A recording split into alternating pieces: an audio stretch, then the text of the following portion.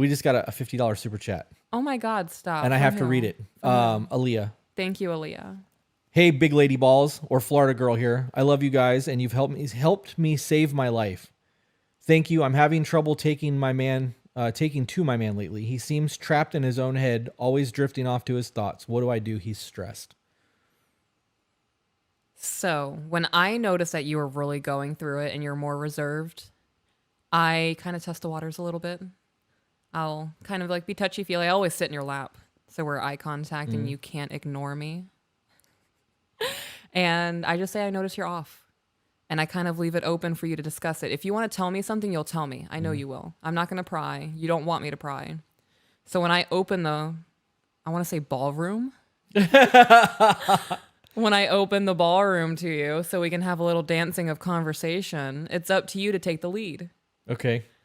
I had no idea where I was going with that, and that was kind of good. That's not where I went. When you said ballroom, I thought of your Hot Pocket. Oh. Call that the gymnasium closet. Well, we're getting kicked off YouTube. It was fun while we were here. Yeah. So I actually agree with that. And I Yeah. think that it's important to know that when you pry, hey, I can tell something's wrong, talk to me, it's aggressive. It is. And when people are really processing shit, you're now disrupting their peaceful process and turning it into a hostile moment.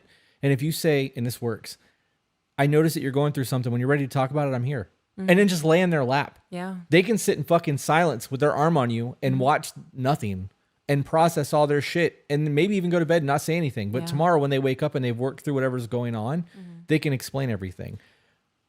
I want to say the way that you just gave an example, it's almost demanding. It is. That you speak to me and tell me what's going on because I have a right to know what's going on in your mind. And that's not the way to approach it. And that's an insecurity thing. Yeah. That comes from the same people who go, I need to talk to you when I get home, that fall apart until you get home, are the same people that need to know what's going on right now. Yeah. It's a trauma response. I was that person. I'm still that person. If you say we need to talk, I'm falling the fuck apart. Well, I've never hit you with any. I did one time and you're like, you can't fucking do that to me. Yeah. That's something I've never worked through. I don't know why. I just haven't. But that's very much a thing. And that intimate moment of you laying on the couch with your head in his lap and his arm on you watching TV where he's just spacing the fuck out shows him that you have his fucking back. Right. Like you're not prying, you're not pushing, you're being understanding, you're letting him work through whatever the fuck is going on. You're like being his piece. Yes, you're being you're his crutch, his backbone, his rock. Like you are there. You don't have to be involved in everything. Right. I'm an audible person. I did this to Zeke earlier today. Actually, I think I did it to the entire Discord earlier today. I think out loud. I want feedback because I may not take anyone's advice. I may have something in my head already and I'm just going to fucking do it, but I still want to hear everyone's advice. Right. So I'll say something. And I made a comment about people making reaction videos for us on Discord just to see if people wanted to help. I don't know if I'm going to do that. And Zeke was like, hey, do you want to do that? I'm like, no. I just wanted to see if people wanted to be involved in the process. Sometimes I need weeks to really figure out what I'm going to do. It took me almost a month to figure out our t-shirts. Yeah. And I have a t-shirt guy. I owned a t-shirt business once. Like, that's not a hard thing for me to do, but like timing is crucial. And I really need, and when I'm ready to talk to you, I'm like, babe, all right, what are we going to do about this? And you're like, oh, we're doing that. I've been thinking about it for a month at this point. Now I'm ready for feedback because I think I've got it worked out. And if I've got it worked out and you're like, go for it because you fucking trust me, I'm gonna go for it. Yeah. But if you're like, okay, well, what about this? I'm like, all right, she's throwing wrenches in my game. What do I got? And then we're like mental chess for a minute. And then we figure this shit out and we go. You're supposed to be my piece. You're supposed to be my backbone. And knowing that you're there for me, even in silence, is fucking huge. So that's my answer to that. Yeah, there are a couple of times where you said, I can't talk about it right now. And I just said, okay. And I went about my day and I checked on you every once in a while and we cuddled on the couch and did our thing. And a day or two later, you're like, okay, I'm ready. Yeah. It's important to give a man his space when he needs it. Yeah. Sometimes it's not even a matter of needing to talk or get out of my head. Sometimes I'm tired. Like I just don't have it in me to be outgoing. And sometimes I gotta dial it in a little bit and just fucking decompress and take time for me. That's how I feel. I don't know what you're grabbing, but my stomach is doing that right now. My back. It's not my fault. Not yet. Not yet. No. As soon as this goes away, it will be. I was just thinking of a whole bunch of things, and that's not where my mind went to, but that's not what I'm thinking about. Oh, man. Okay, so that was the lust portion. We're going on to the love portion. Okay. Love is emotional, not obsessional. Love requires active will, discipline, and recognizes the need for individual growth. Love grows out of choice, not instinct. Yes.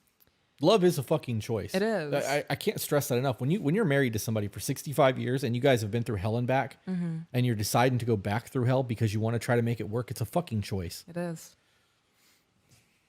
I highlighted love grows out of choice and not instinct because when you are in that obsession, it is pure instinct.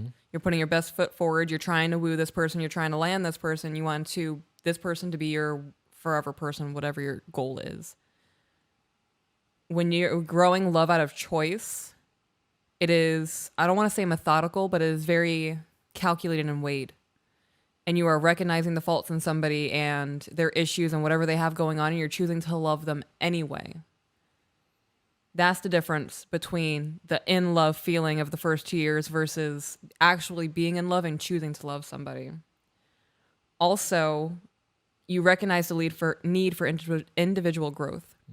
When you truly love somebody and you're with that person, you want them to be your forever person, you will not hinder their growth. You will not try to suppress them. You will not put them down. You will not say degrading things to them, and you will not stop them from pursuing their dreams. That is,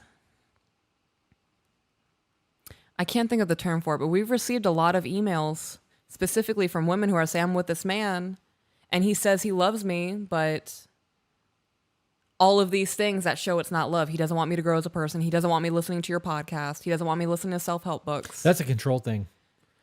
That's I don't even think that's a growth thing. I think that's somebody who is so afraid of losing their partner that yeah, you're right. It's growth. Yeah. That they don't want them to grow. They just got two $50 super chats. Okay. But no, you need to continue that. That's actually kind of profound because I didn't think of that as a growth thing. I've always thought about that as control. It is. Men who don't want their women to level up or do anything, it's because they don't want to lose them. Right. Or they're afraid that if their woman becomes somewhat better than what they are, they're going to realize they're with a piece of shit and they can do better, and then they do. I never looked at it as like a hindrance of growth. It's always been from a control standpoint. Yeah, because they're stunting growth. That's what everybody always calls it. You're with a fucking controlling piece of shit, blah, blah, blah. Yeah, when you stunt growth, it dies. Yeah, it absolutely does. And then we find, that's why we find women with no self-worth because they've stopped growing. Damn. Did I just hit you with some shit? Yeah, that was a lot to process. Fuck. Yes, that's a lot to process. Yeah. Because we always go, where's your self-worth? Right. It's because I they've stopped don't know if I growing. can say that anymore because if you have somebody that is constantly suppressing you and not watering you and not letting you grow and they are holding you down, of course you're not going to have any self-worth. Yeah. And it doesn't matter how strong of a person you are, eventually that shit will weigh on everyone. MNS said that whenever we're down, he will drive down here with his boats and we can go kayaking. Shut up. Which I think is super dope. I love that. Donald D said, first, mad respect for y'all. Everything y'all do helps others. Second, we spoke with a lawyer. She said we have a solid, strong case, and she accepted our case. I'm almost positive this is the... I think I know who this is too. Right. Yeah. Yes, I'm almost positive that's him. I also believe that he's the HVAC guy that I spoke to way before any of this became a thing. And if so, tell AJ so that I can confirm that. If this is the child case with the daycare thing, I want to be informed in this because in the event that I'm able to help financially, we will. I can't guarantee that we could do a lot, but I would go to war for you guys. That's a big fucking deal. Kaylee Cohn said, I know you're busy, new patron sub, sent email, excited to hear advice, even if it's harsh. It might be. Physical touch and words of affirmation are my top two. Kiss, long hug, love you guys. Girl with tats is such a badass. Your words are important. Again, I'm patient on response. That's me. Yeah, that's you. I like to go by peaches. Yes.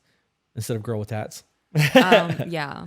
We are behind on Patreon because I got sick as fuck. I look pretty good right now because I've lost a little bit of weight because I've been puking and pooping. Right. Oh, stop it. We're not promoting it, guys. But we will get caught up on Patreon. We were zeroed out before we went, and now we're not. So, but those are coming. We definitely need to get caught up. We have a lot of recording to do over the next few days. Yep. And hopefully I don't end up in the hospital. For those of you who enjoy our content and would like to support us and help grow the channel, the easiest way to do that is a super chat here on YouTube. For those of you who really, really like the content and would like to see more of it, check out our Patreon group.